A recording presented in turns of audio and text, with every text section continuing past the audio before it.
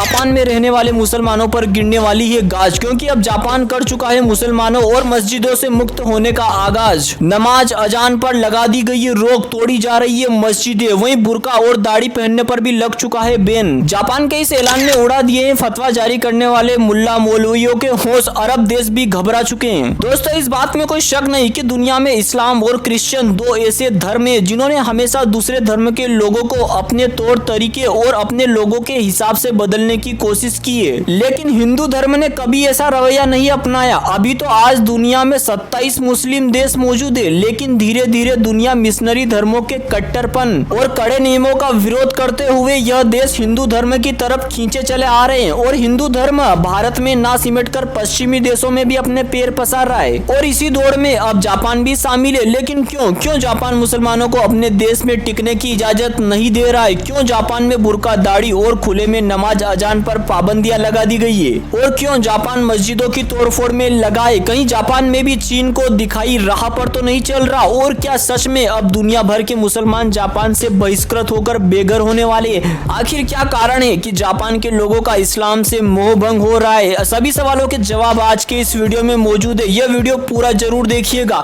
दोस्तों, स्वागत है आपका हमारे चैनल पर। अगर आप सच्चे सनातनी है तो इस वीडियो को लाइक और चैनल को सब्सक्राइब जरूर करें। चलिए वीडियो में आगे बढ़ते हैं। दोस्तों, ये सुनकर थोड़ी हैरानी जरूर होगी कि सन 1999 तक जापान में ले देकर 10 से 12 मस्जिदें हुआ करती थी, लेकिन साल 2023 आते आते यही मस्जिद करीब 110 के पार पहुंच गई। वहीं जो मुस्लिम आबादी साल 1999 तक केवल 2000 थी, वही आज 2 लाख से ज्यादा हो चुकी है। लेकिन अब जापान इस मुस्लिम आबादी का बहिष्कार करने में लगा हुआ है। बता देते हैं कि जापान में रहने वाले सभी मुस्लिम इंडोनेशियाई, भारतीय और बांग्लादेशी मुस्लिम है, लेकिन जापान इन मुस्लिमों पर पूरी तरीके से नजर रखता है। यहाँ पर बनाई गई मस्जिद के बाहर सीसीटीवी कैमरे फिट कर दिए जाते हैं और किसी भी तरह की कोई आतंकवादी घटना ना हो, इसके लिए टोक्यो सरकार ने अलग से कानून भी बनाया है कि इस्लाम और इस्लाम से जुड़े हुए लोगों पर सरकार पूरी तरीके से जासूसी करेगी और किसी भी तरह की अनहोनी का अंदेशा होने पर क्विक एक्शन लिया जाएगा। अब सवाल ये उठता है कि आखिर इतनी पाबंदियां क्यों? तो दोस्तों, इस बात में कोई शक नहीं है कि इस्लाम हमेशा से तलवार की नोक पर खुद को मानने के लिए मजबूर करता है। यही कारण है कि दुनिया में तेजी से मुसलमानों की आबादी बढ़ती जा रही है और जापान में भी आबादी बढ़ने का कारण जबरदस्ती धर्मांतरण रहा है। मुस्लिम युवा जापान के लोगों में शादी करके बच्चे पैदा करते हैं और अपने धर्म को बढ़ावा देने में लगे हुए थे, लेकिन जब जापानियों ने इस सिलसिले पर रोक लगाने के लिए कमर कस ली अब, क्योंकि जापान की सरकार को आशंका है कि कहीं बढ़ती मुस्लिम आबादी जापान को आतंकवाद का अड्डा न बना दे। मिली हुई जानकारी के मुताबिक अभी हाल ही में जापान में कारखाने के ढांचे को तोड़कर उस पर गुंबद बना दिया गया था और उसे मस्जिद करार दे दिया गया और इस कारखाने को मस्जिद बनाने का बयान इंडोनेशिया की तरफ से आया था। वहीं दूसरी तरफ एक इस्लाम का ठेकेदार बने व्यक्ति ने जापानियों के पवित्र तीर्थ स्थल पर तोड़फोड़ की और इस्लाम को सबसे बड़ा धर्म और अल्लाह को सबसे बड़ा भगवान बताया। इस व्यक्ति का यह वीडियो जैसे ही वायरल हुआ,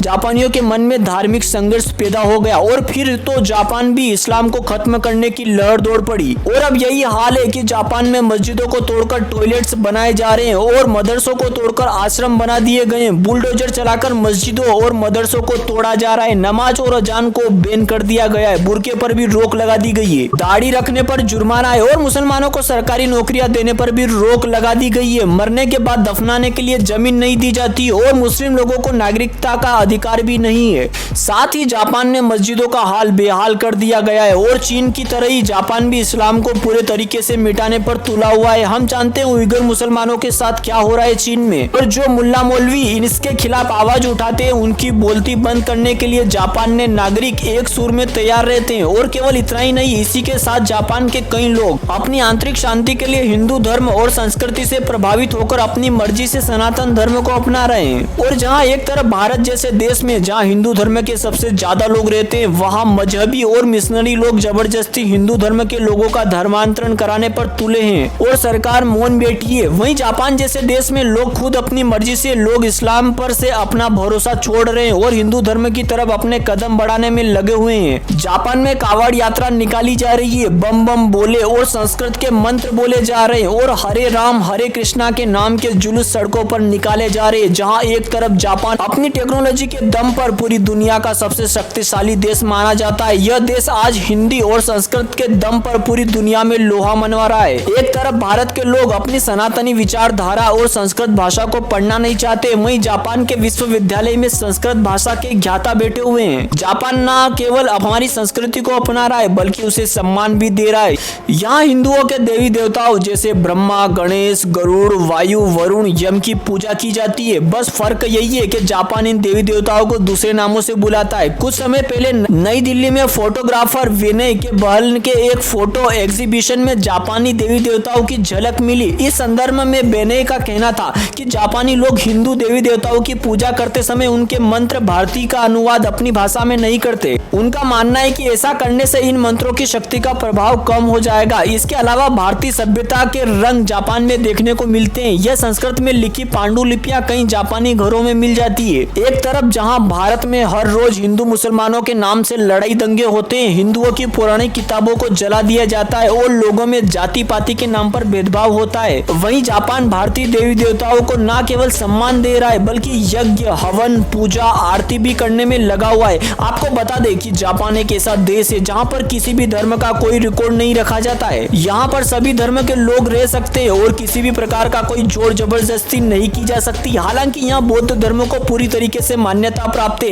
लेकिन जापान हिंदू धर्म की तरफ अपने कदम लगातार बढ़ा रहा है। हालांकि कुछ लोगों का मानना है कि बौद्ध धर्म भी हिंदू धर्म में आता है, लेकिन इस बात पर 100% सत्य है कि सनातन धर्म का मतलब संभव हो सकता है लेकिन समान धर्म नहीं हो सकता। हिंदू धर्म एक ही है और भारत को छोड़कर पूरी दुनिया में कई देश आज हिंदू धर्म की महत्वता को समझ रहे हैं। हमारे भारत की हमसे सीख लेनी चाहिए। मजहबी दंगों से बाहर निकलकर अपने सनातन के लिए आगे कदम बढ़ाने चाहिए, तब शायद जापान की तरह हमारा भारत भी पूरे विश्व में अपना परचम लहरा सके। तो दोस्तों, क्या सच में भारत का दुर्भाग्य है कि वह सनातन की महिमा को नहीं समझ पा रहा है? क्या हमारी सरकार को भारत में सनातनी संस्कृति का परचम लहराने के लिए जापान और चाइना जैसे देशों से सीख लेनी चाहिए? और क्या आने वाले चुनाव में अगर मोदी और योगी सरकार विजय घोषित होती है तो राम मंदिर की तरह भारत के इतिहास में कई और सनातनी जीत दर्ज हो सकती है? दोस्तों, कमेंट के माध्यम से अपनी राय जरूर दे, वीडियो को लाइक और चैनल को सब्सक्राइब जरूर करें और इस वीडियो को ज्यादा से ज्यादा शेयर करें। मिलते हैं किसी नए वीडियो में, तब तक के लिए जय हिंद, जय भारत।